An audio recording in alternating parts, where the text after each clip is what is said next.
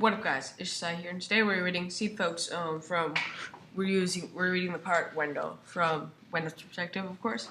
Let's begin. My phone doesn't ring much, which suits me fine. That's how I got the news about our boy, shot dead like a dog in the street, and the word last year about my wife's car wreck. I can't hear her phone and not jerk inside. When Ann called, I was still asleep. Phone calls that wake me up are the worst. Get up here quick, she says. I live on the ground floor and watch out for her a little. We're the only white people left in the building. I ran up the stairs. I could tell it was serious. I prayed I wouldn't find her dead. When I got there, she looked perfectly fine. She dragged me over to the window. Look down there, she says. They're dying. What? I yelled. The plants, she said. I was mad. She gave me some binoculars and told me about the Chinese girl I found. I found the plants and got them in focus. There were 4 of them in a row, still little. They were wilted. Leaves flopped flat on the ground. What are they? She asked. Some kind of beans. I grew up on a little farm in Kentucky, but she planted them way too early. She's lucky those seeds even ever came up. But they did. Said Ann. And it's up to us to save them. It was a weekend in May and hot. You'd have thought that those beans were hers. They needed water, especially in the heat.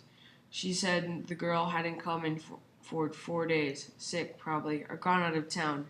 Anne had twisted her ankle and couldn't manage the stairs.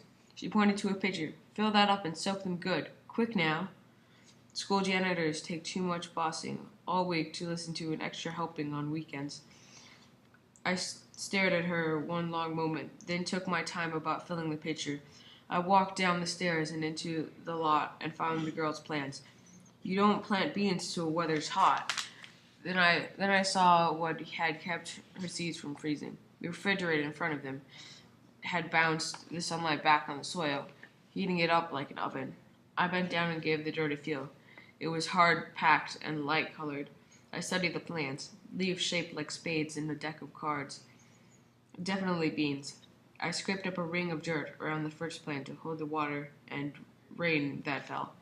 I picked up the pitcher and poured the water slowly. Then I heard something move and spun around.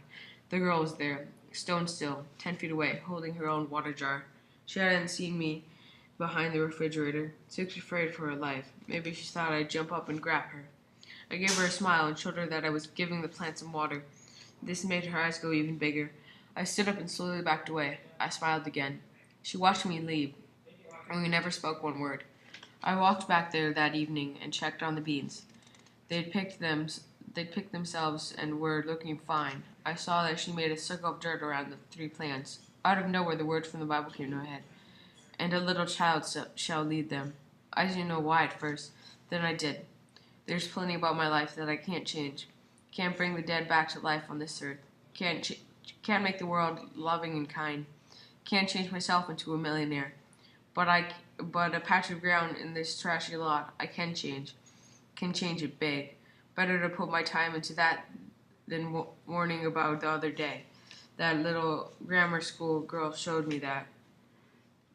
The lot had buildings on 3 sides. I walked around and picked myself out a spot that wouldn't be shaded too much.